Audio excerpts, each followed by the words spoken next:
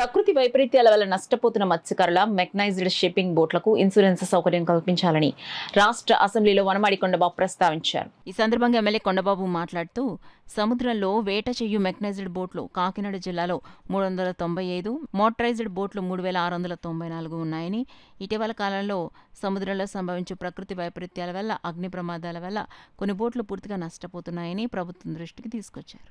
చెరువుల మీద ఆధారపడి వాళ్ళందరికీ కూడా ఆ లీజులు రద్దు చేసి ఇబ్బంది పెడితే, అలాంటిది కూటమి ప్రభుత్వం వచ్చిన తర్వాత 217 జీవో అని పెట్టి ఇబ్బంది పెడితే ఆ 217 జీవోని రద్దు చేసి కాపాడింది అధ్యక్ష.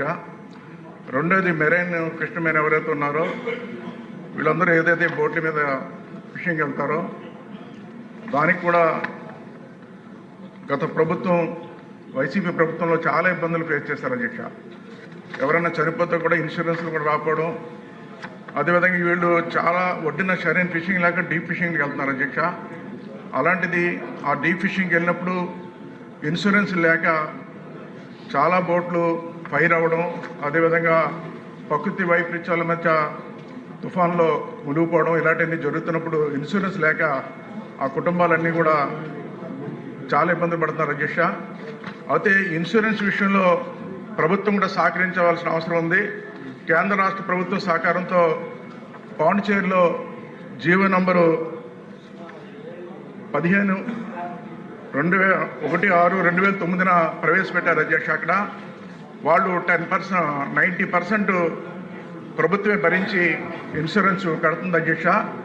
ఆ జీవోను కూడా మన రాష్ట్ర ప్రభుత్వం ఇంప్లిమెంట్ చేసి ఈ రాష్ట్రంలో ఎవరైతే 26,000 బోట్లు ఫిషింగ్ చేస్తున్నాయి అధ్యక్ష, ఆ జీవోని మన ఆంధ్రప్రదేశ్లో కూడా ప్రవేశపెట్టి కేంద్ర రాష్ట్ర ప్రభుత్వం సహకారంతో ఆ ఇన్సూరెన్స్ కడితే వీళ్ళకి ప్రమాదాల నుంచి విముక్తి కలుగుతుంది అధ్యక్ష. ఆదుకోవడానికి అవకాశం ఉంటుంది అధ్యక్ష. మీ ద్వారా కోరుతున్న ఈ ప్రభుత్వాన్ని పాండిచేరిలో ఏ విధంగా ఇన్సూరెన్స్ కట్టి వాళ్ళని ఆదుకుంటున్నారు అక్కడ ఉన్న మత్స్యకారుని, అదేవిధంగా మన రాష్ట్రంలో కూడా ఆ జీవోని ఇంప్లిమెంట్ చేసి ఇన్సూరెన్స్ కట్టి ఆదుకోవాలని మీ ద్వారా కోరుతున్నాను అధ్యక్ష.